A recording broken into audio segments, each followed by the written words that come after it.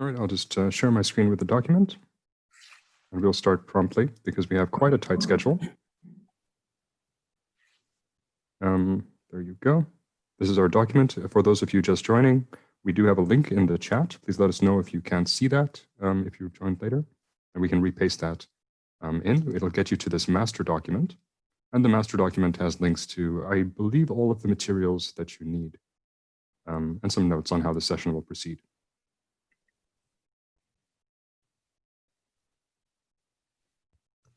Everyone should also have access through Kiko chat.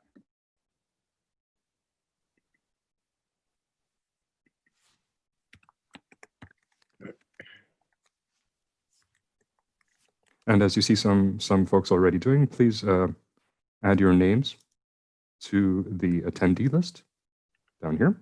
And preferably, if you can, please also link to an ORCID or other sort of identifier on your name. You can do that by selecting your name and pressing Control-K, and then you can paste in a link, or right-clicking and saying Add Link.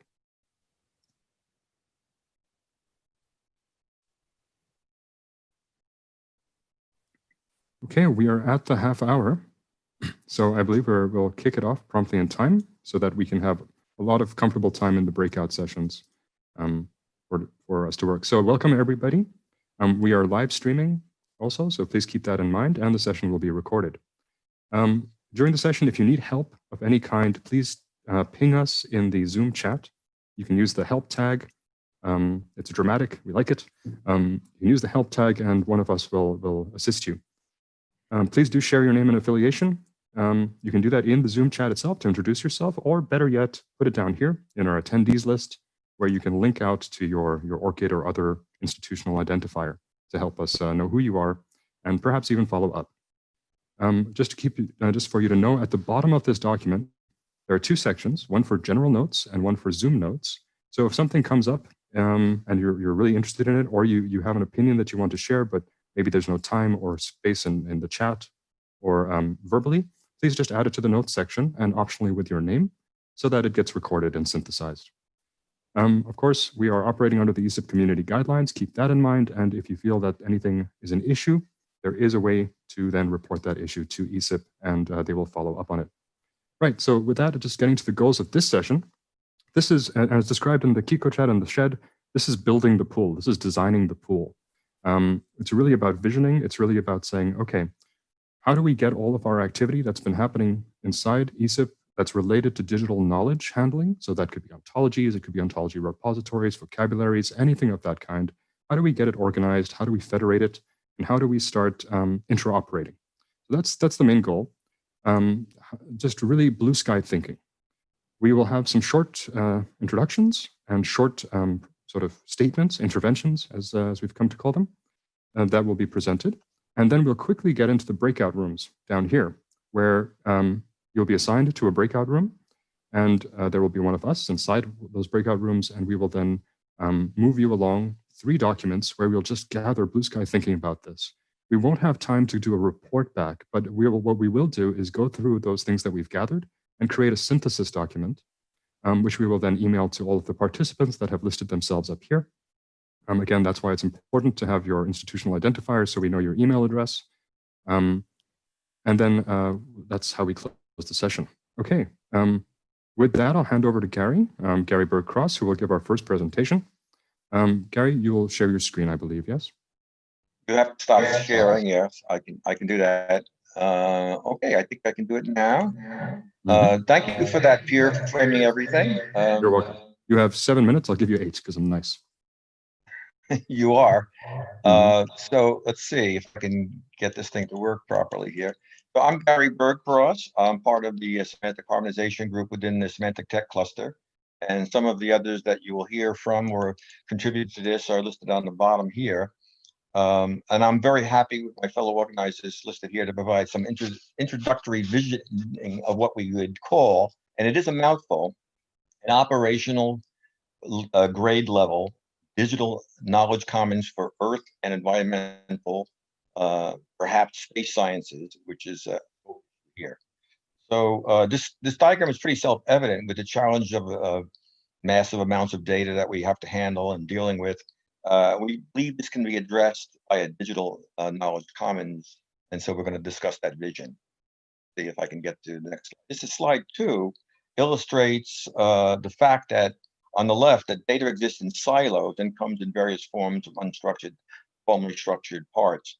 We think we have a strategy for dealing with this problem, and in one way or another, and these types of things have been discussed in ESIP conferences over the years. Our strategy here now is to make better use and more systematic use of some of the semantic resources we have available. They're listed, some of them are listed here to begin with in the middle of the diagram. We know there are lots of independent resources, some that we might leverage. Shown in the middle of the diagram, we see the range of these resources that are available. Terminologies are at the bottom, and there'll be more said about that when Ruth talks. And some more complex things like ontologies are above that. We have recently been developing some best practices, and you can see that a little bit on the goal side here, our goal side of a commons, including things like fair practices and the fact how to be inclusive and so forth. There are also some additional ESIP resources at the bottom, such as our ontologies suite, core, repository, schema.org efforts, and so forth. So that's a range of things. Now, slide 3 shows some common core elements that we might consider. It's a vision. As depicted here, the main approach of this effort leverages information along the semantic gradient or ladder shown on the left, and you see a range of the types of resources we might consider, from free text at the bottom, going through taxonomies, the ontologies on the top. In the center, we have an idea of a knowledge commons embedded within existing types of interoperating systems and the various resources and services. At the bottom, we have, for example, some of the data sources across the earth sciences, such as geology and hydrology and so forth. Going up the stack, we have a range of supporting things such as data models, metadata, the data catalogs, vocabulary services. These are all useful, but now if we had a knowledge commons in the center, these things would be harmonized. And we would populate these from a range of resources shown along the semantic ladder on the left. So Gary, I'm interjecting. Sorry, Yes. I'm interjecting just now to let you know you have 4 minutes, and also the participants would really like it if you could go into presentation mode. For some reason, I can't seem to do that. I see. Here. All right. Okay. If not, we don't really. Unfortunately, sorry, participants, we don't have time to sort that out. But the slides are available for you to download and look at yourself. They're in the master document. Yes. So please proceed, Gary. Okay. Sorry about okay, so here are some of the services that are listed in the middle. I'm going to go on to the next slide, which is just a different view, a better view of some of the diverse types of knowledge that we have, that we might be able to leverage. Going again from terminologies at the bottom, which include things like glossaries and so forth. You'll hear more about that from Ruth. We have some things like scopes that allows us to interrelate some terminologies together. But as shown in this diagram, what we're interested in is sort of harmonizing a whole range of resources into something integrated. We'll talk a little, you'll see a little bit more about that as we progress. Now this slide, slide 5, is an example of an alignment issue that we'll face when we try to harmonize something. So I've taken 2 of the very popular semantic resources that we know about in ESIP. ENVO is on the left, and what we have here is just a portion of the ENVO dealing with surface layers, and at the bottom of this, going through a range of solid surface layers, we have the idea of land as a planetary surface. Over on the right side, we have the suite realm, which has a very different looking structure and some different terminologies, and indeed land falls under solid earth concept. Now, these are very different. The point is that we can actually integrate or harmonize these because they share some common semantics of the idea of a surface, a layer, a solid, and so forth. So that's part of what we do as we try to harmonize things. So moving on to slide 6 of my 7 slides, other examples of knowledge commons. Well, the OVO effort in the biomedical realm provides one area of an example. As you see here, a 2-dimensional view of the modules that OVO has. On the left, going vertically, we have a granularity level that starts at the molecular level and comes up through cells into organisms. Going across the horizontal, we have objects and processes. So that's within the biomedical realm. We have things like molecular processes. So we'll have an opportunity to discuss earth and environmental and perhaps safe sciences in terms of modules or topics that we might be able to formalize. Here's one working example, a notional example. It's larger than earth and environmental. It includes space sciences. On the left, you see levels of granularity. At the biggest level, we have universe going down to galactic, intergalactic, and planetary realm, with some of the objects and processes that are involved in that. So at the galactic level, you have things like a center and a shape. As a process, you have collisions and so forth. On the right, perhaps as of more interest to many people, is the planetary and subplanetary level. So you have geospatial things and geological things, such as glaciers and so forth, that you'll hear from Ruth and others later. So with that, let me turn it back to Pierre. Thank you, Gary. So thank you for giving us an overview of these resources. We see we have a lot of things that are overlapping, but also technically doing different things. So that's why getting it in place, getting it organized, will help us then have inclusive community activity that lifts all boats, so to speak. It pushes us forward. So with that, I'll start off with the next set of interventions from Ruth and myself.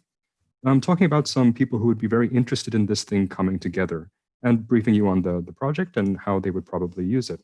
So I will now attempt to test my technical skills and share a presentation.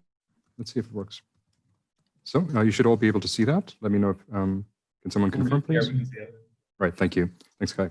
So one of the things I'll present here is some work we're doing in the UN Oceans Cluster. That's a cluster of multiple UN agencies to build for the upcoming UN Decade of Ocean Science for Sustainable Development, an ocean data and information system. This is a global effort. It's not going to be one thing, and it's going to rely quite a lot on digital knowledge handling of very different kinds of ways of knowing. So not just our conventional scientific ways of knowing, but also indigenous knowledge, local knowledge, community-based knowledge.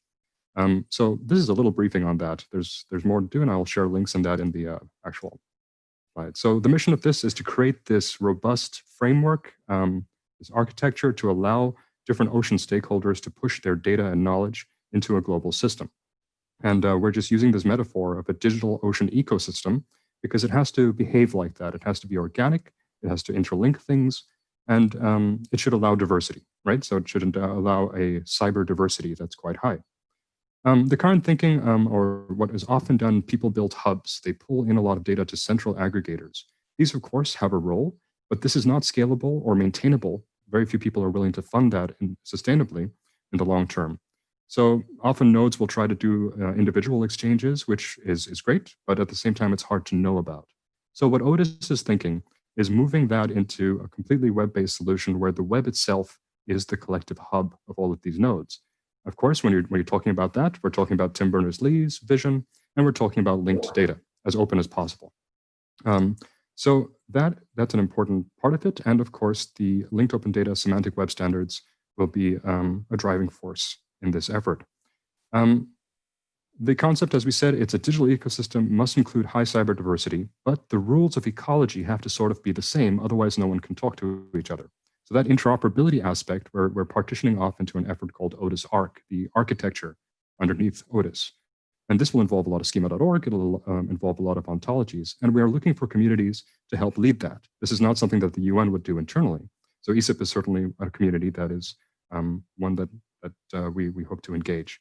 Once we build that, we can create global hubs, regional nodes. We've talked to Latin America, Africa, other regions too, and also thematic nodes for particular kinds of science, and then federate all of the various UN or UNESCO in this case, and UN ocean resources into this system. That's the story. That's going to be one piece of a much larger digital biosphere, as we're calling it. It's a little bit romantic, but it does capture the imagination. And we've talked to other partners. So Otis is trying to tackle the oceans. Atmosphere, of course, WMO and other partners are active there. There are UN agencies for the cities and terrestrial things for reporting on human indicators. And once you have those pieces, they synthesize together, or actually they synthesize as they're being built. There's no time. The Sustainable Development Goals are closing in 2030. We don't have a lot of time. But that linked data biosphere is how we're going to answer these questions about resilient food systems, which include ocean data, city data, terrestrial data, etc. That's the story. I won't go through all of these key principles, just highlighting two. These are similar to the principles that we will need at a local scale to federate resources inside communities like ESIP. They're the same principles that also operate in communities like OBO and others. This is something to reflect on. The slides are linked, and you're more than welcome to look at that. So what we've identified, of course, is that the challenge is not a technical one, the main one. It's a human one. This has been said many times in many clusters, and it's true. We need to come to an agreement that where all of us can actually find a mutually beneficial solution and move forward together to build this federation, to balance interests and to also create checks and balances on one another. That's how we build healthy systems. That's it. So that's our charge. That's our charge to ESIP. And I am hopeful that ESIP will provide that federation for earth and environmental semantics and knowledge handling that we can plug into solutions such as this one. So thank you. And with that, I hand over to Ruth for intervention on semantic harmonization. Okay, so let's see if I am screen challenged here. I do have a couple of screens.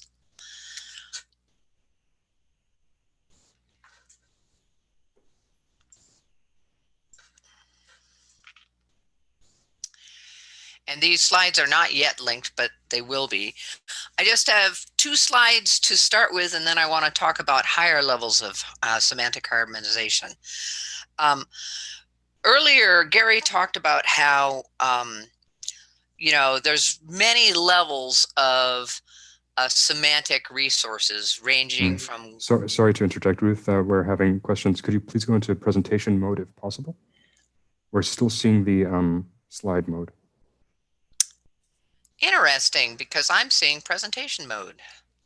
I see. So it's just in your screen share, you're sharing the wrong screen, or it allows you to select Here. what you're sharing. Let Try to refresh it. Yeah. Found out I was sharing the wrong screen too. Is that better? Yes, much better. Thank you. Please proceed. Okay, so as Gary was mentioning, there are a wide variety of semantic resources that we're thinking about here. And some of them start right with the scientific community and glossaries. And so I'm just going to show a page about a little bit of work that I think has to precede a lot of the more robust semantics when you're doing the kind of work we're proposing here. And that is that just because people have glossaries doesn't mean that all the glossaries agree with each other. And when you're talking about cryospheric science, it turns out that there are about 27 glossaries that exist. And a lot of them have overlapping terms. And so they actually asked me to look at all of those terms, some 4,000 or so of them, and see what sets of definitions were compatible with each other, which ones were inconsistent and had semantic issues, and where communities needed to get together and either decide that these were really one thing or two things or many things. And the slides won't advance. Yay. And so this is basically the results of that. In other words, yes, half the terms were fine. Many of the terms could be combined, but about 10% or so of the 4,000 had some sort of semantic issue. For example, is an ice sheet a glacier? Some people think so, yeah. But other groups of cryospheric scientists think glaciers are ice sheets, and there's a third community that thinks they're two different things. So, you know, there's all sorts of issues with this. And with that, I'm going to stop sharing, but talk. So you can do semantic harmonization, and you have to do it at all levels of the semantic spectrum, starting off with things like glossaries, and then working your way up to what we've been doing in the harmonization cluster, which is taking these harmonized definitions and then applying them to terms in ontologies such as ENVO. And in fact, also working at the same time to build those cross-links Gary talked about between ENVO and Suite. And so when you think about this, whatever we're calling it today, think about the factor that there are a wide variety of resources, glossaries, control vocabularies, all the way up to ontologies, and that really all of them need to be harmonized and to be under some sort of community control or governance. And with that, I'll turn it back. Right, thank you, Ruth. I think that's a concrete thing. We do have a session on that today to actually show stakeholders, or rather participants. Sorry, I go into UN mode, different hats, to show people how we do the work that we do in the semantic harmonization.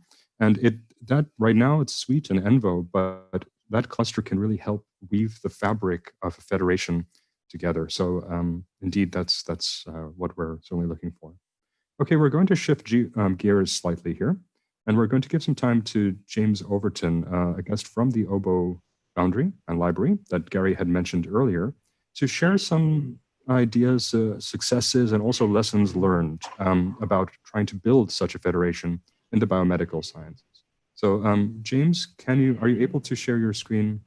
Yep, I'll try. And so hopefully you can see my screen now in presentation mode. Yes, we can. Thank you. Please proceed. Great. 5 minutes? 5 minutes, but we do have a little bit more time, so you don't have to rush too much. So Okay, let's great. say 5 to 7 minutes. Great. So my name is James Overton. I run a little consulting company where we focus on data integration for scientific databases. And for the last 10 years, I've been involved in the OBO Foundry and increasingly involved with the technical infrastructure and tooling that OBO uses and shares.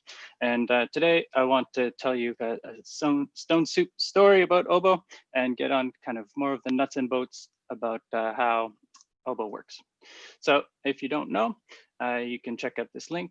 OBO was started in 2006 with about a dozen projects kind of centered around the gene ontology. And now we have more than 200 projects. These are all open source ontologies for science. And we coordinate with shared principles and best practices, shared infrastructure and tooling. OBO is very much volunteer driven and largely self-serve. Projects update their own infrastructure as much as possible. And we got by for a long time with no dedicated funding. So our first grant was just a short-term catalytic grant in 2017 to update our infrastructure and keep it running long-term. And so that's the key lesson I want to show here, that we can do a lot with not a ton of money. So what would you need to build a new foundry that is kind of similar to OBO? And you need at least these 7 things, I would say. The first one is you absolutely need a community of people. Without this, you've got nothing. The people need to be willing to work together across institutional and disciplinary boundaries. They need to be flexible to make changes to their own projects and work to fit the community standards. They need to actually contribute to the shared standards and tooling and infrastructure, and they need to volunteer some time, even though the benefits are going to be indirect, and it's not going to help them with their career advancement and promotion from everything I've seen. So OBO has an operations committee divided into editorial, technical, and outreach working groups, which has worked well for us. Technically, nuts and bolts, you need a domain name, and you're going to need it for your homepage, your documentation, your identifiers. There's lots of options. It doesn't cost very much, but this is really important because if you lose control of that name, your identity on the web, then you're in big trouble. You're going to need some kind of permanent identifier system. So all your terms and ontologies, documentation, and other resources should have permanent identifiers that while the infrastructure changes, these identifiers should not change. And this is really fundamental to FAIR. You can't get findability, accessibility, et cetera, without these identifiers that are stable over time. And this, for OBO, we have a small server and some ongoing costs. The simplest thing is the W3ID example. OBO has a slightly fancier Perl system that I built. There's various Perl services out there that are free, but I would caution you against that because you're giving up control of these identifiers, which are absolutely critical. So be very careful about that. Now, you need some kind of registry. With OBO, with 200 projects, we have something a little bit fancy, but the simplest thing could just be a basic website, keeping track of the project names, the contacts, repositories, descriptions of your projects. And so just like a shared hub for the community to find other community resources, that's simple enough. And then each project needs some kind of hosting system. For OBO, almost every project is using GitHub these days. There's a bunch of alternatives, but this is another case where long-term stability requires flexibility. The projects I've worked on have moved from SourceForge to Google Code and now to GitHub. You have to make sure that you're not locked in at each one of these steps. And shared tooling is kind of the core of my work. Your tools, I feel strongly that your tools need to be free so that anyone in the world can collaborate with you and work on your ontologies. It should be open so that you're not locked into some vendor, and they need to be flexible because you're going to need to adapt them at least a little bit to fit the needs of your community. And so in the OBO world, we build on RDF OWL, W3C standards, and the free OWL API library for working with them. We tend to use the Protege ontology editor. I'm the lead developer on Robot, which is a shared automation system for OBO style projects, but it does work for general OWL projects. And the ontology development kit is a Docker image that builds again on Robot and provides a whole bunch of cool features. And we've recently built an OBO dashboard, which is like shared quality control visibility for all the projects, doing automated tests to make sure that people are conforming and help them reach conformance. I could show you that maybe later. And you're going to need some kind of term browser system so that people can find, search, and browse your ontologies.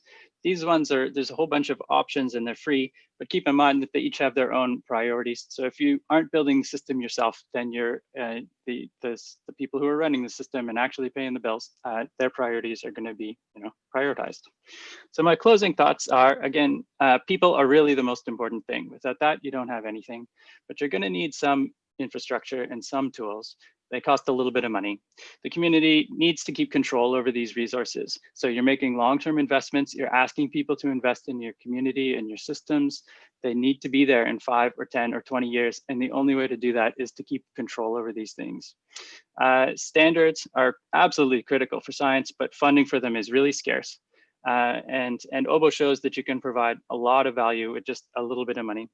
So that's my stone soup story. By sharing the little bits that we can, the whole community benefits and we get a really amazing result at the end. And these slides are available and they have links to further resources. And you're welcome to get in touch with me by email, james@overton.ca on the title slide. And that was it for my presentation, Pierre. Right, thank you very much, James. Really appreciate the perspective. I think OBO's operated for quite a while with the ontology space and figured out, and what you've seen, I remember like early on, it was much more academic conversations, and now things have transitioned to common tooling, operational grade, easy to spin up, easy to participate models, which I think ESIP certainly can learn from and also to build upon, because ESIP system will be certainly more diverse than the OBO system because of all of the other aspects. So thank you very much for that, and thanks for your slides. They're linked in the master document too for the participants to know. Right. We're also going to, thank you. We're also now going to invite John Graybill to give a short intervention on a few high-level lessons learned from the technology that aggregates these semantic resources. Many of us have seen it through things like Core or the BioPortal, AgroPortal, others, and also in the OBO world, the OLS or Ontobi, as James has presented. So a few lessons learned and perspectives are certainly welcomed from John Graybill. Please, if you're ready, please share your screen. Right, that's visible. Thank you. It's not in full screen mode at the moment. Thank you. We're looking at your presenter mode. So I think it's the wrong screen, but we're getting there. But again, if this is this is just the content. So just for everyone to know, we asked John Graybill very last minute. So I've already promised to buy him several beers as a recompense for this. So John's going to share some wisdom, and I apologize that he did not get more time to prepare. So John, take it away. That's fine for now. We can't currently hear you, however. Yes, how about that? Better. Yes, please go ahead. There are so many pieces. Yes. So I went a little bit broader than you may have intended. I actually thought back 30 years rather than 15, and took a quibble with what the hard part of this will be, because I think on the social side, you're absolutely right.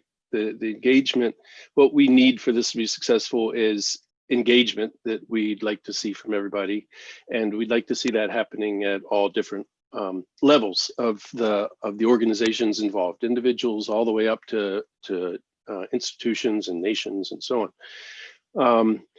And I think that could happen because it could start very much and quickly spread if the technical conditions are right.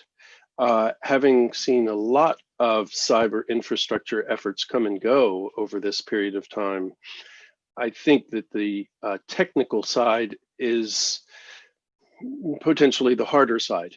We know fundamentally how to build systems that are interoperable at basic levels, but to create an interoperable infrastructure successfully that has viral solutions embedded in it and can be easily taken up by the wide social community that's interested and easily sold to the people who aren't sold yet, and can easily create interoperability across many different facets. You mentioned the semantic one, and so we'll point at that. Some of the semantic examples that came forward were spot on earlier in this session. And I don't think they're necessarily overcomable in a rigorous, exhaustive way. And so we're going to have to semantically be prepared to continue working on the semantic technologies and assumptions and interoperable techniques and approaches that we have so far started on and explored different approaches to. The most important thing, though, about the technical aspect of it is that the solutions are going to have to quickly provide a return on investment that is obviously larger than the investment. So we're not going to be able to simply say, here's a system and it will work. And if you have a couple of $1 million you can create your own. We really need to figure out good solutions that can be easily approached and easily integrated into full systems and scaled into fuller infrastructures. So that's my quick summary of where we're headed if we want to take this on. And it's an exciting proposition, but I think there are going to be lessons learned from a lot of the previous efforts to take this on, including very, very well-paid efforts that have largely failed that I'm intimately familiar with. So hopefully that scratches the itch you were interested in. Oh, very much so. Thank you, John. And that's really the perspective we have. And this is why I'm also so hopeful about this happening in ESIP, because it's not a community that's afraid to say this works, this doesn't, how do we fix it? But it's also a community where there's mutual support to solve problems. It's always refreshing to come to ESIP meetings where people are transparent about the issues rather than trying to emphasize the successes alone. So these things are great. And indeed, we have to make this inclusive in terms of funding too. It should not be expensive to participate.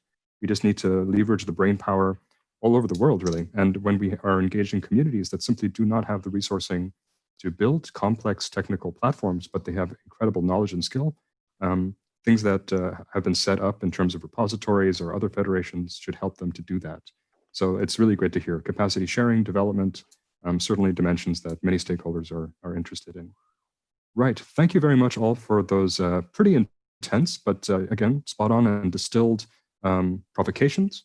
And that's where we're going to get to the sort of bulk of the session. I noticed that there are questions in the chat session.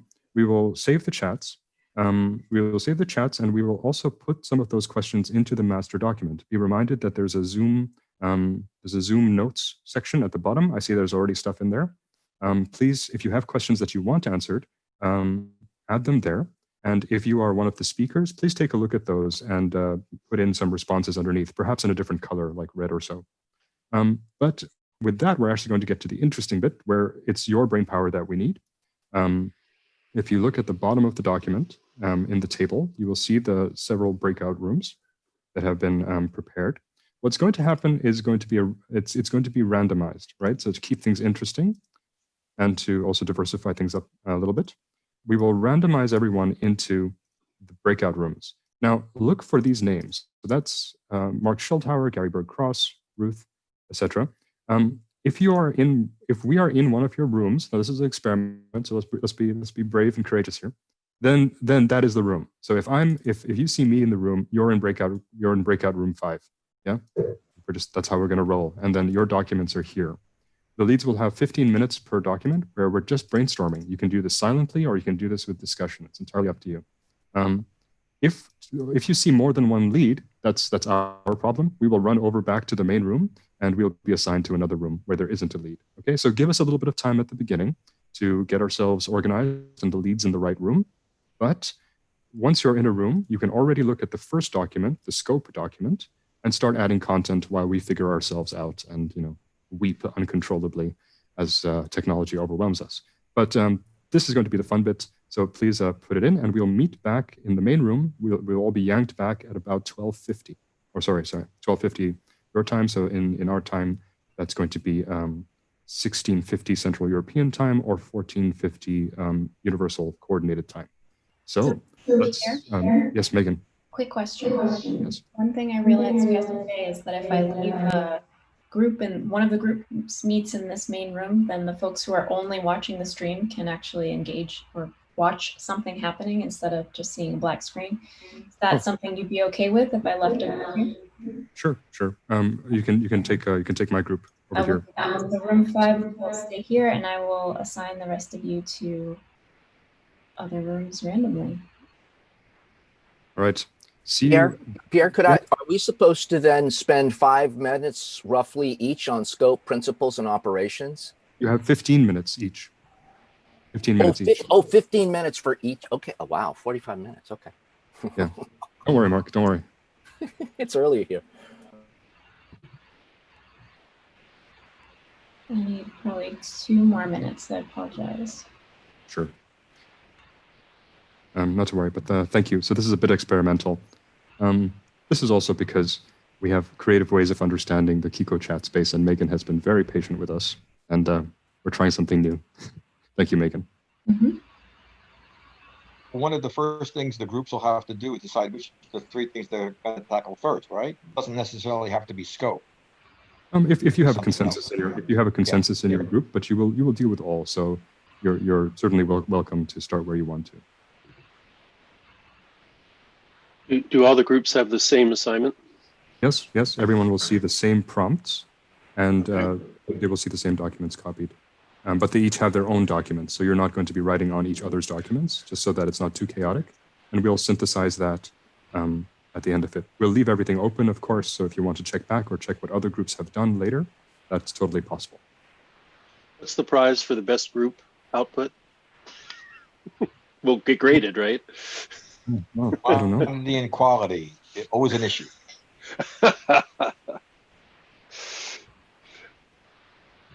Megan, do we have ESIP face masks or something? I was going to say, as always, it will be the thanks of a grateful community. That's usually what I'm told for my contributions. So, yeah. All right. I think I've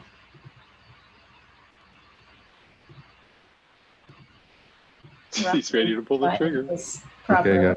Mm-hmm. So I'm going to open all the rooms, and you'll have to select something to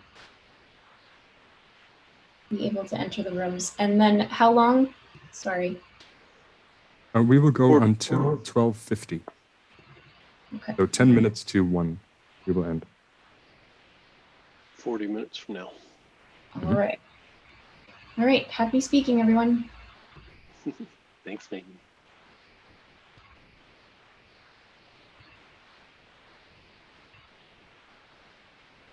All right, there they go. So Megan, is there a way that you can see if any of the session leads, like if 2 have been assigned accidentally? Just in case they... I'm double checking that now. So Ruth is in room 1, Gary's in room 2, Mark Childauer is in room 3, and Kai is in room 4. So it should be fine. Great, thank you very much. Okay then, so let's jump in. So hello everyone in group 5, or we're in the plenary room. We are being live streamed. The other groups have not, so keep that in mind. So we can begin. We can begin either with the scope, the principles, or operations. We will see them all, so I suggest we just jump in with the scope, if that's all right. The scope of this, the main document here is to say, okay, what should this federation of semantic resources or knowledge level resources include? Should it just be ontologies, terminologies, vocabularies, or should it be the repositories? Should it be data services? And there's no limit here.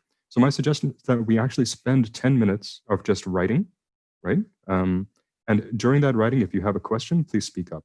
And then 5 minutes we can use at the end for discussion, or if you'd like to, you can continue writing. But this is really where we draw in your views and your thoughts on this. Yeah. So please go ahead, or if you have immediate questions, please ask them.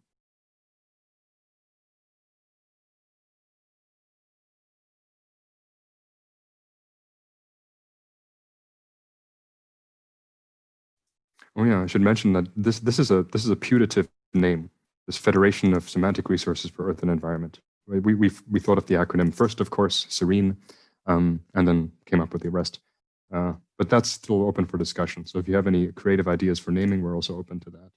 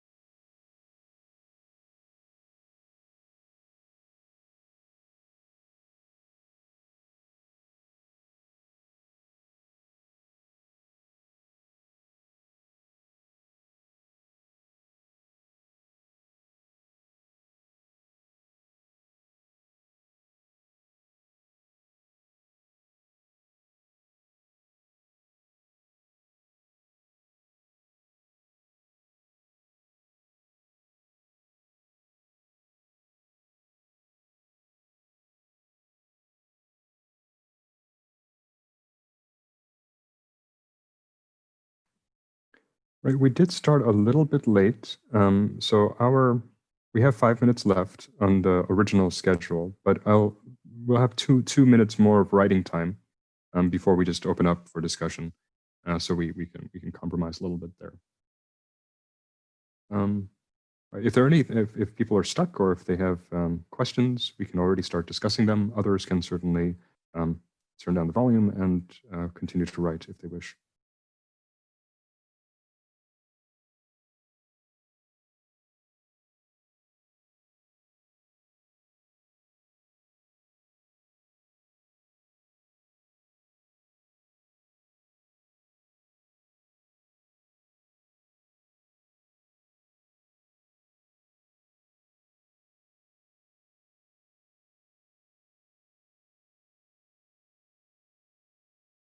So, Brian, I noticed you're on the call. Brian, so we talked a lot about the concept maps that you were working on for the Ag and Climate Cluster, and formalizing those and helping them get semantic. I think even those. I think we should have a line in there. If you haven't added it already, I'm not sure, but those themselves, they're not formal. They're not like software coded, but they're hugely useful because they're expert knowledge that's been somehow set up in a graph-like structure. So if you haven't already, I'm not sure, but if you could add a line about those in terms of maybe a new section on those, just for concept maps or something, whatever you're doing in that cluster, I think that would be very valuable. Okay. I am currently writing this stuff that I'm highlighting under terminologies. So I'll add the bit about concept maps maybe as a second bullet or something like that. Great, thank you. You're welcome. Yeah. And Ilya, I noticed you're on the call. Hello, long time. So the kind of softwares and things that you've been developing for the SDG space, that's also really interesting. So if under services in particular, those things are leveraging it for a whole different world of stakeholders and bridging different systems. So a line or two about that, I think, would be very interesting too.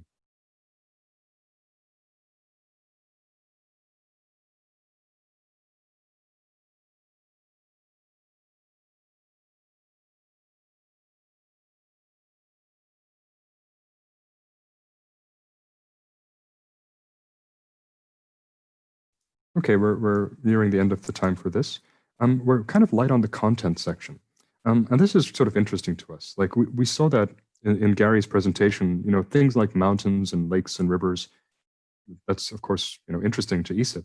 But do we also want to include things like space, like, near Earth orbit or astronomical bodies, different kinds of planetary systems, asteroids? Is that something we want to include within our remit, or do you think that this is a different federation rather than ESIP?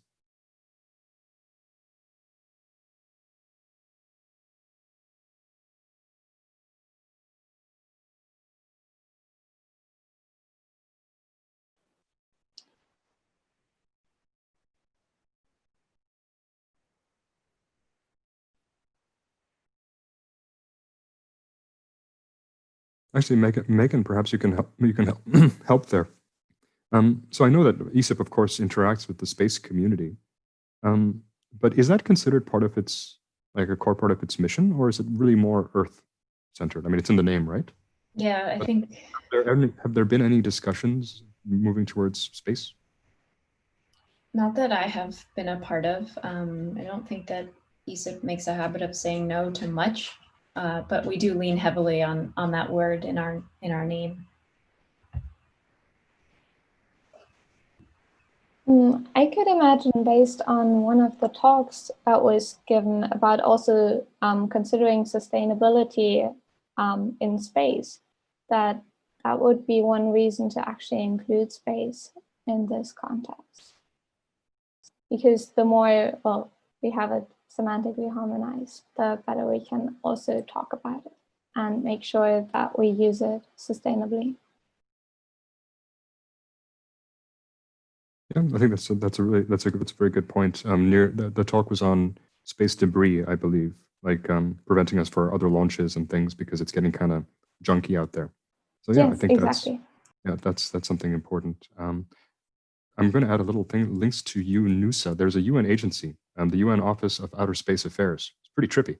So, and of course, as more governments are getting interested in exploiting space resources, I think perhaps in terms of positioning, that could be um, mining, etc. That could be interesting. Okay, I think we've done a lot. Thank you very much for your notes on scoping.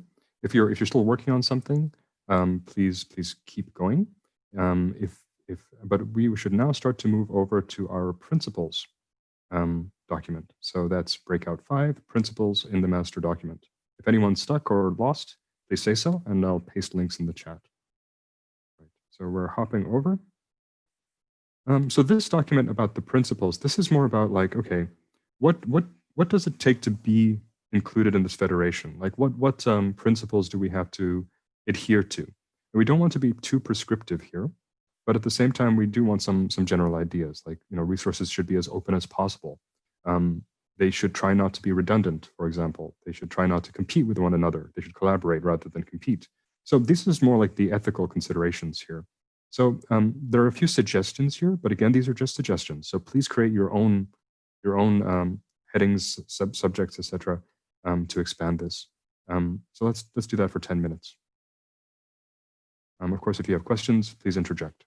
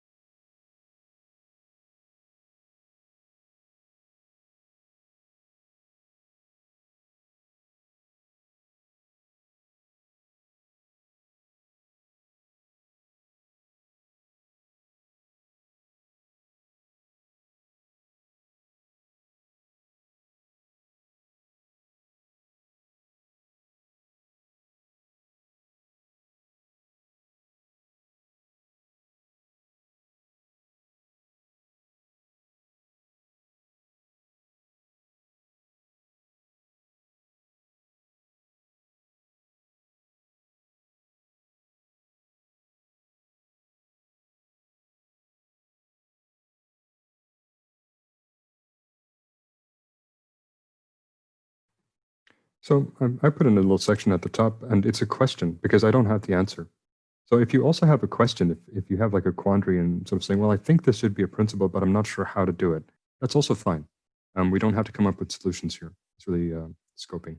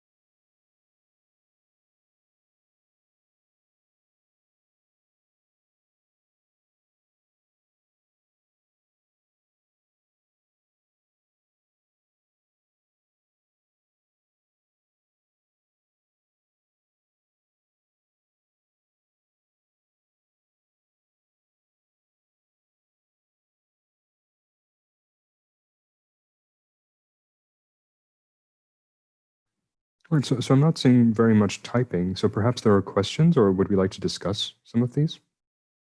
That's also fine. If you'd also like to use this as an opportunity to learn or to challenge, we could do that too. So if anyone has questions about these sort of ideas or the directions of these principles, we can use the time for that too.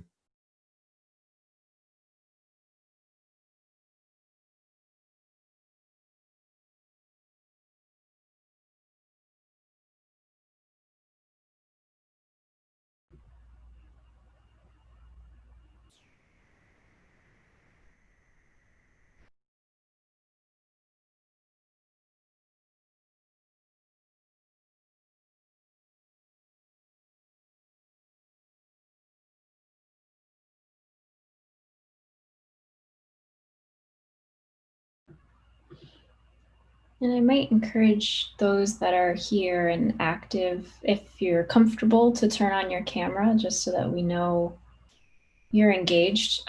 Sometimes this room tends to catch those who aren't paying as much attention, so it'd be good just to have a sense for who's actually here. Hello, Brian. Hello, Risa.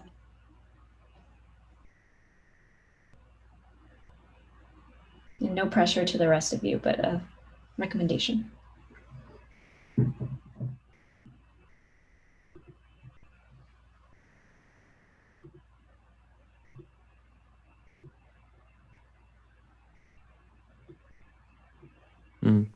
Just reflecting out loud on the interoperability stuff. So this is something that I put in as an example. That one of the things that sometimes worry me is that when you have a federation or you're setting up a club, basically, everyone wants to be part of the club, but you know, we have to balance that sort of self-interest with the community interest. And I think the interoperability aspect, and that's like the biggest challenge of FAIR, really, is the way that we can do that trade-off. Because if you're there and you're putting your resource on the map, it should really try to map over or to connect or harmonize with other semantic resources at the same time. You know, that's sort of indication that indeed you do want to collaborate with other initiatives. So I think that's quite a good way to do it. But at the same time, I just wrote in here, I realized that, you know, if a resource doesn't know how to do that, they shouldn't just be turned away, sort of saying, well, if you don't know, then you're stuck. There should definitely be an onboarding process to help developers find out how to actually do that. And there are many open questions here also. Something I'll write down. Questions on how to do this. So some of the examples from the OBO space is this mapping. Hold on a second. It's a general format for mapping terminological resources. The simple standard for sharing ontology mappings. Right. That's one way. There are others, like in the harmonization cluster, we don't do that. We just map the terms and the classes directly between Envo and Suite. So, you know, so that's one thing. But that's part of the sort of diplomacy aspect. So this is technical, but it's also part of the diplomacy aspect in the sense there has to be a give and take here when we're creating a community resource that promotes individual resources, but also promotes a community interest. So that's what we're kind of operating here on the principles. They're tricky. Principles are tricky to work with.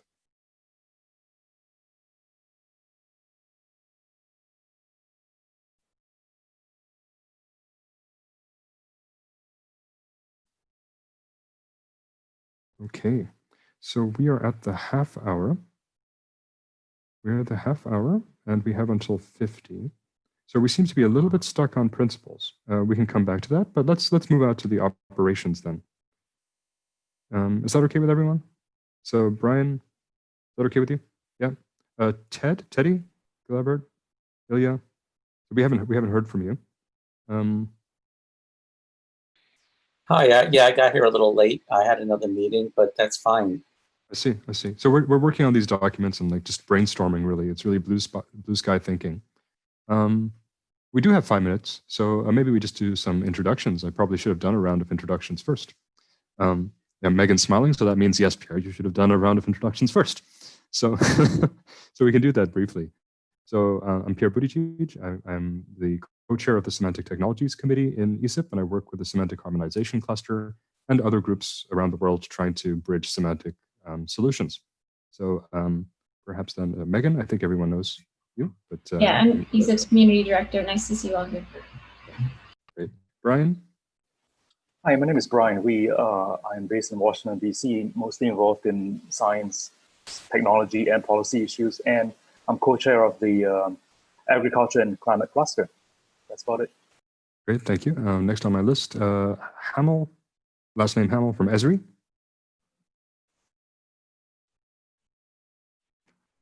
Yes, thank you. Can you hear me? Yes. Oh, great. Yes, I'm Kurt Hamel. I'm support NASA. Excuse me. I support NASA in implementing the software from our company, and we're very interested in these ESIP and how we can support it. Great, that's interesting. So especially the commercial perspective and how maybe that's even a principle in a sense, you know, building ties to the private sector, that could be something very interesting to explore. So please be bold in that if you'd like to add content content in that direction, because many of us don't have an awareness of that. Right, Colin Smith. Hi, Pierre. Hi, Colin, we can hear you, but you're very faint. So if there's a way to, oh, that's better.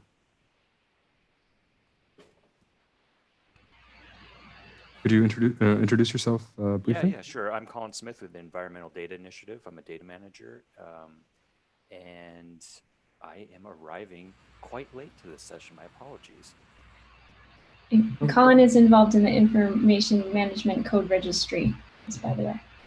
Yes. Right. So Colin, if you don't have the links to the documents, we can provide them here. Do you have the link to this master document? I will look into that right now. I'll put it in the chat to make life easy. Okay, great. So I'll just put it into the chat. So that's just the master document again. And in that master document, we're in Breakout 5. Okay. We're in Breakout 5, and we've just finished the scope. We're finishing up the principles, and we'll go to the operations document next, where you can contribute. But you can contribute to any of those documents if you wish. Yeah? Okay. Thanks for the onboarding. No problem. All right. Raisa? Hi, I'm a PhD candidate with the Alfred Wegener Institute, and I'm working on a system for omics data exchange between observatories, and I'm interested to include semantic solutions into that work. Right, thank you. So we have a name, Estelle Mgren. Sorry about that. No worries, that's all right. I'm Stephanie Holmgren. I am a program manager with the Office of Data Science for the National Institutes of Environmental Health Sciences. And I'm basically this is my first ESIP. And welcome.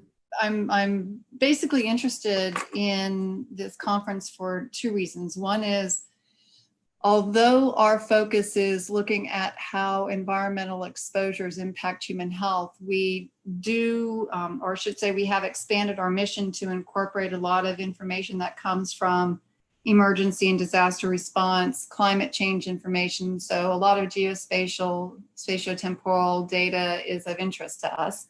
So just wanting to keep up on what ESIP is doing in that space. And secondly, and maybe a little bit more importantly, is I'm kind of, when I'm calling myself as a zerker, a Zoom lurker, because we are interested in trying to create a community within the environmental health sciences discipline to begin thinking about creating a semantic, a community-driven semantic approach for enabling fair EHS data. And I'm trying to understand and looking at various community models and how others are going about this process. So it's been really enlightening being able to see ESIP come together and have these types of discussions. And this session in particular and the one on semantic harmonization are quite insightful in terms of the approaches that you're taking to try to bring your community together.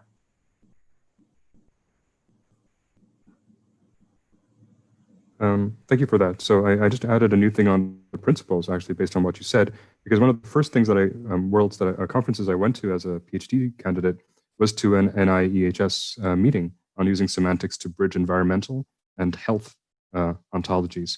So I think I just added over here, I tried to generalize that a little bit, that one of the principles of the Federation is to be bold and take on these global challenges. When something pops up, we should position ourselves to try to help out.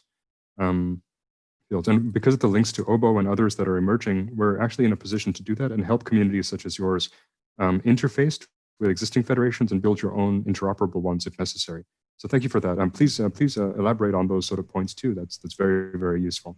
We do want this to not just be research, but really applied and helping people. We're dealing with a stack of COVID-19 infection sites, for example, in the environment ontology that will interoperate with Suite later. Okay, Teddy?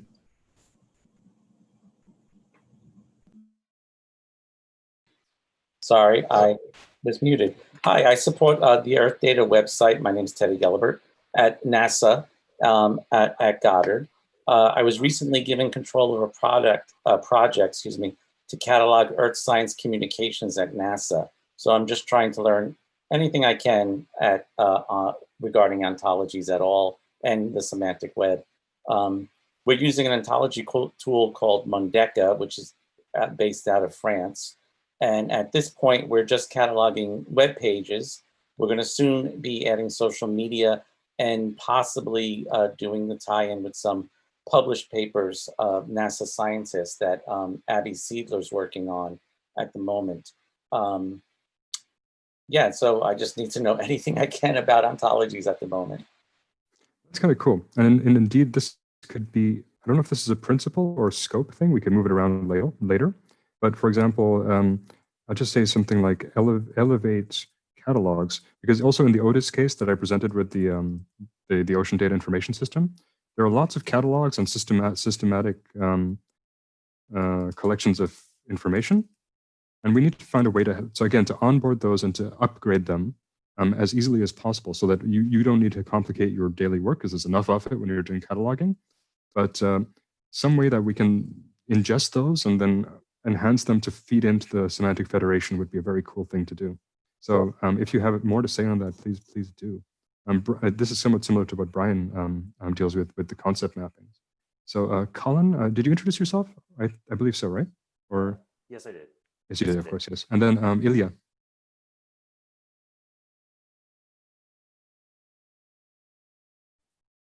Ilya, you're currently muted. Yeah. Yes, sorry, I've been double booked this morning. Yeah, I'm just getting into these documents. Sounds very interesting. I've been working on some ontology integration and discovery with semantics, and also on systems for visualizing different semantically tagged data sets. I'm at SDSC, UCSD. Very interesting text so far, and I'm just catching up. Sorry, I mean, perhaps. I remember working or trying to work together. You know, it's always been very hard. We tried to write that concept note, etc., on bridging the SDG work that you've been doing, Sustainable Development Goals, to the semantics. But things are getting closer. You know, these some of the large global initiatives are realizing that they need it. So time's getting there. So if you have perspectives on how to actually do that, please add them in the scoping or the principles or what we're going to get to, the operations. Yeah, so welcome. So I think that's all. And actually that allows us now approximately 15 minutes to finish up. So at the time here would be 1850 or universal coordinated time 1650. And then in the last 15 minutes, let's move over. Or am I wrong? I hope I'm not wrong. No, I'm not wrong. Phew. Oof. Okay. So in the last 15 minutes, let's move over then to the last document, which will be our operations, the breakout on operations. Again, it's in the master document that I shared in the chat. You can find it, Breakout 5, and the high-level operation norms. So basically, how do we run things? What kind of committees do we need? Do we need committees on technology to make sure everything's working? Committees dedicated to going out and explaining to people what we're doing, or to make sure everyone's behaving ethically? Again, do we need basically cataloging for the resources? How often do we back it up? Who's responsible for that? So these are more operational things. But if you think about something that you've come across in your own experiences, that, oh, wow, if you're running a federation, make sure you're doing this thing regularly. Please add a section or elaborate on a section. So let's jump in there for 10 minutes or so. And that would bring us to the close of it. During those 10 minutes, if you have anything or a question, or you'd like to raise an issue for general discussion, please do. Otherwise, we'll just put in a few bullet points here to help build this thing. So thank you.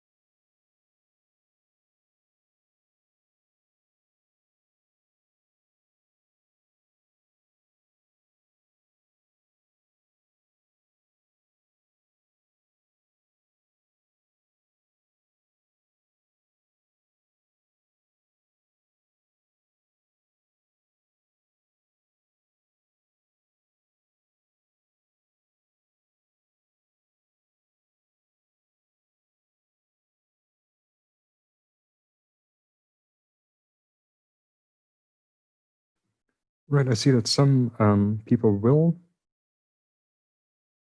some people are appearing in the room. So if you've just popped into the room,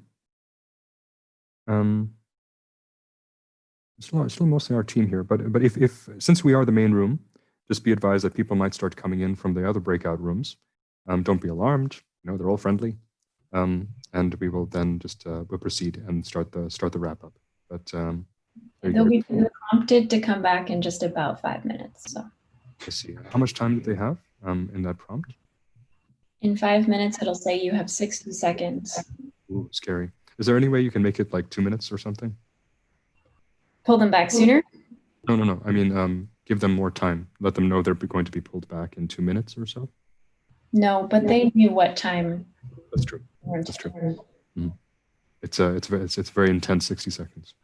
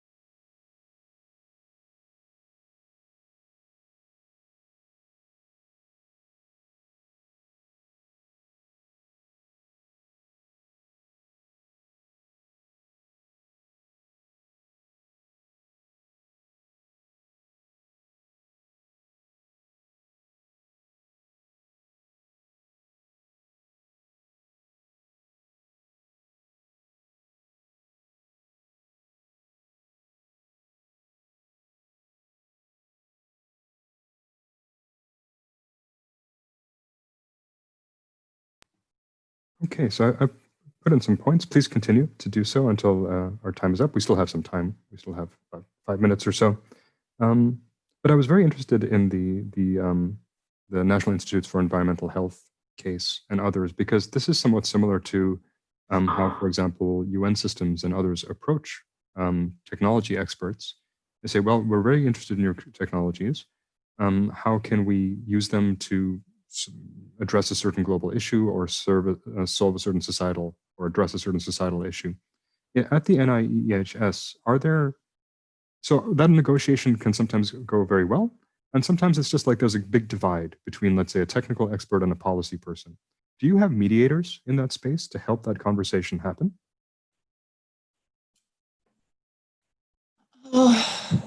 Not explicitly.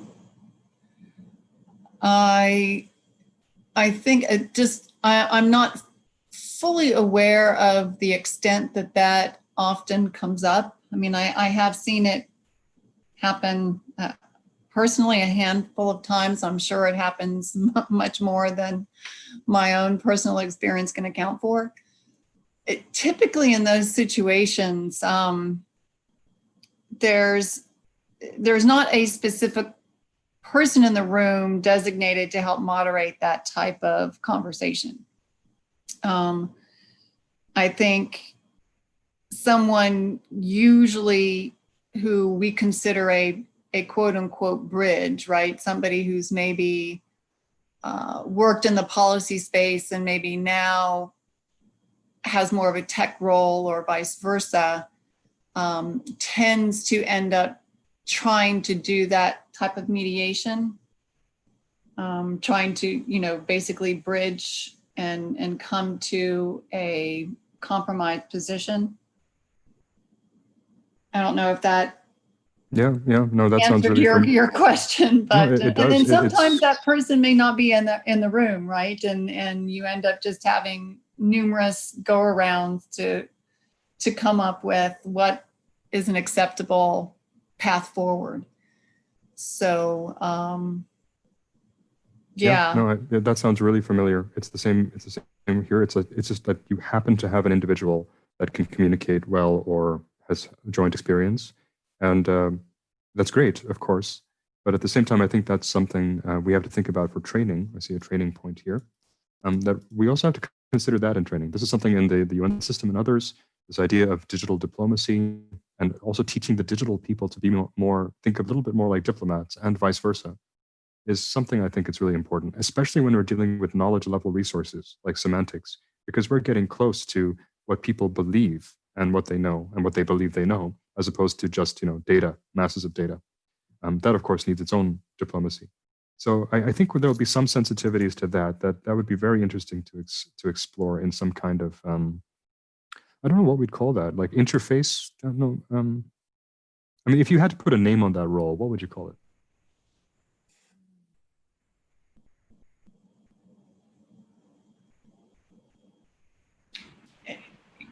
Yeah, main word that comes to mind is really trying to create synergies across these different representations and roles. I mean, that doesn't make for a necessarily good title for the role, but you are trying to create a sum, more than its parts of what everybody's bringing to the table. And, what to call that role. So here, some folks have been, calling them as the cat just spoke. Some folks have been using the title of ambassadors, but I think of this might be overkill, but I think of Vince Cerf, who was some kind of like evangelist. I know that it's not necessarily good because that has religious overtones, but I think Vince Cerf was an evangelist at some point in time. I can't remember exactly his title, but okay, so that could be like a subclass of the outreach, and like an ambassador. I like the ambassador idea. Yeah, that's used by. There's another community out there that uses that. There's also the word champion is often used as well, although the ambassador word is kind of nice. We can think that, but we get the general intent. And I see people are now coming back into the room. We're back. Yes, yeah, we saw that the flood. I hope that was fun. It did feel quite short, but I hope that was fun. I saw a bunch of comments popping up on my Slack channel, so I think there was some dynamism there. Good. So, thank you very much for all your work. It was spread out, yes, but when we don't really have time to do report backs, we wanted to dedicate that time to gathering ideas. But what we will do is go through those documents, which will remain open so you can browse them. We'll save the version that they're in the version history. So just in case there are changes later, we can always go back to the state they were in now. And then we will create a synthesis of these and try to send it out within the next couple of weeks to all of those that are there. But again, we will need your names up here on the attendance list.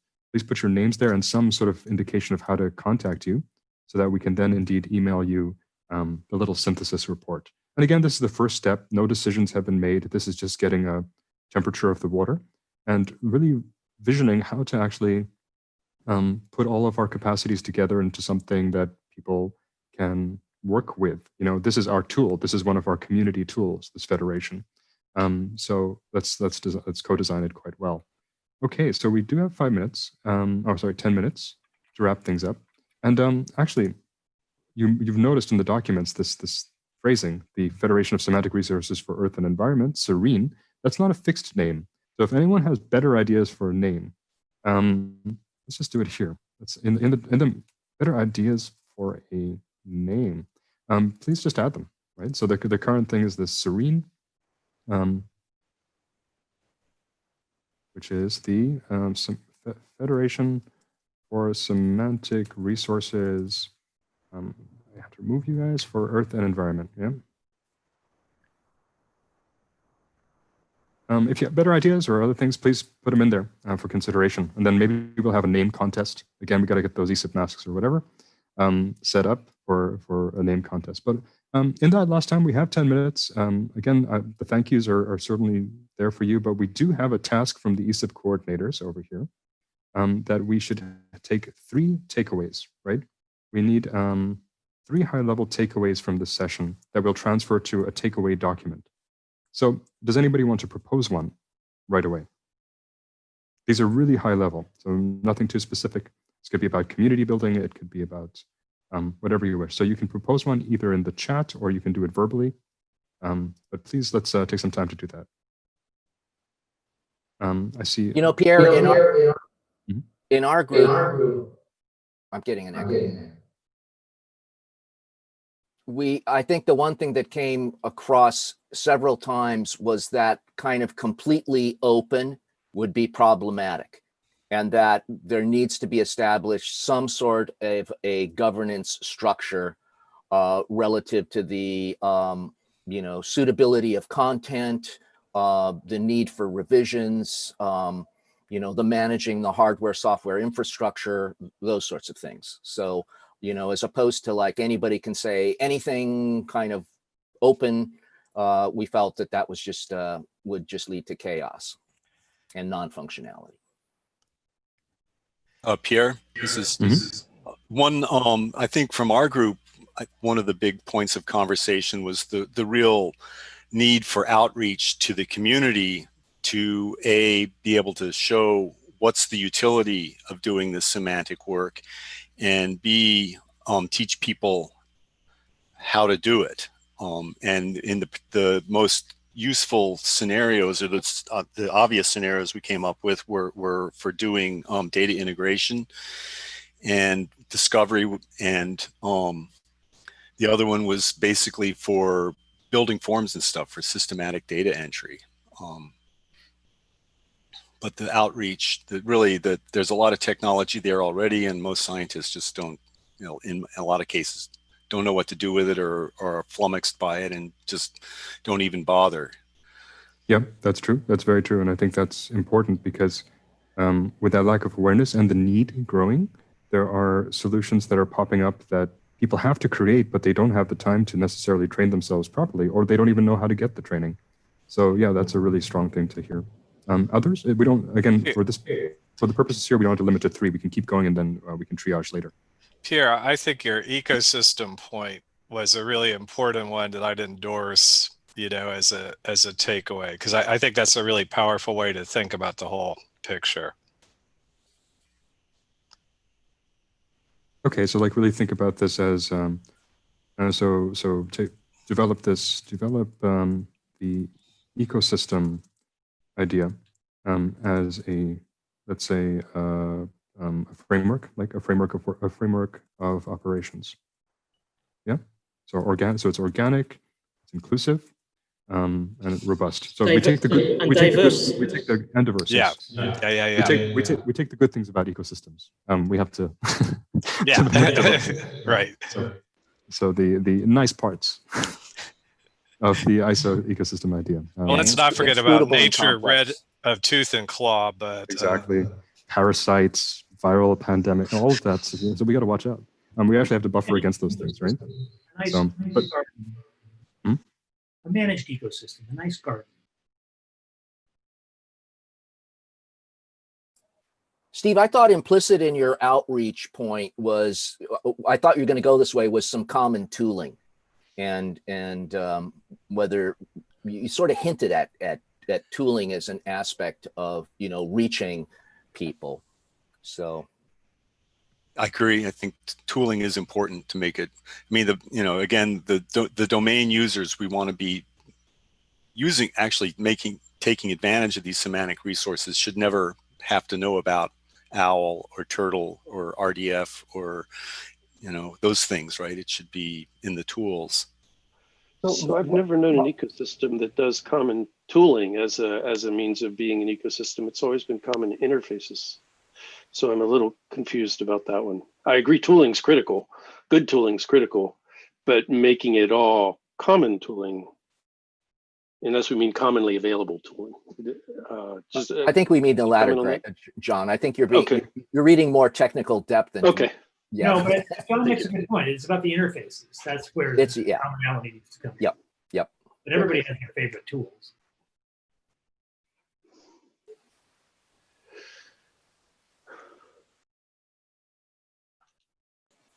Pierre, if you're talking, you're muted.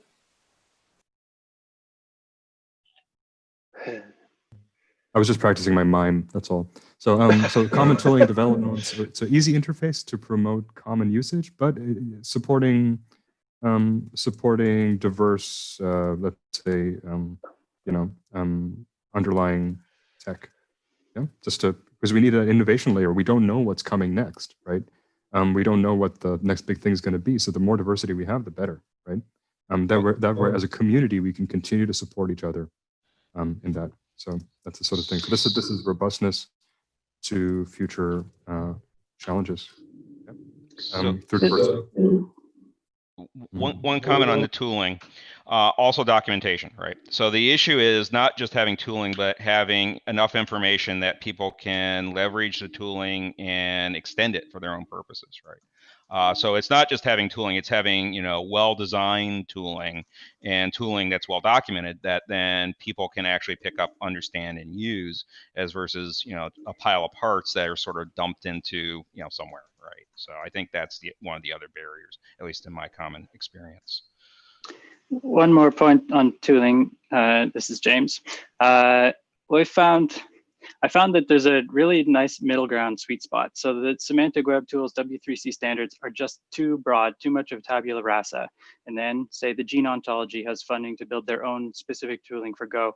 That's just too specific. So OBO has had a lot of success building community level tooling like Robot that does things the way the community agrees to do it. And it's not quite interfaces either. It is actual running code. So I think that is a sweet spot. Okay, so this is where it picks it up. There is some common tooling and development norms, but it doesn't restrict other things happening. But it's just sort of the stuff that keeps everything. Once you get stability in some way, you can start developing such common norms. Many people can do it and see where that takes the community. It's a feedback. So that's well heard, James. And we have a minute or so left. So we thank you all again for all of your perspectives. We've had some people in the call that were joined last minute. John had to leave, but another shout out to him for his heroic intervention at such short notice. And I think this was a good kickoff. Again, we didn't aim to come to any conclusions here, but just gather some of the high level thinking that's not too much in the tech, too much in the weeds. And we'll synthesize this and send it out to you. If you want to receive it, please do put your name and an email address or an ORCID here so that we can get to you. And it sounds very creepy. So that we can contact you with our synthesis report. And then that's going to be the first document that we will then take towards the winter meeting to actually develop the strategy for this. And we'll certainly have this conversation moving forward. So thank you very much and have a good rest of the evening or morning or day, as it were. Bye-bye. Thanks, Pierre. Bye. Bye. Thank you, everyone. Thanks. Bye.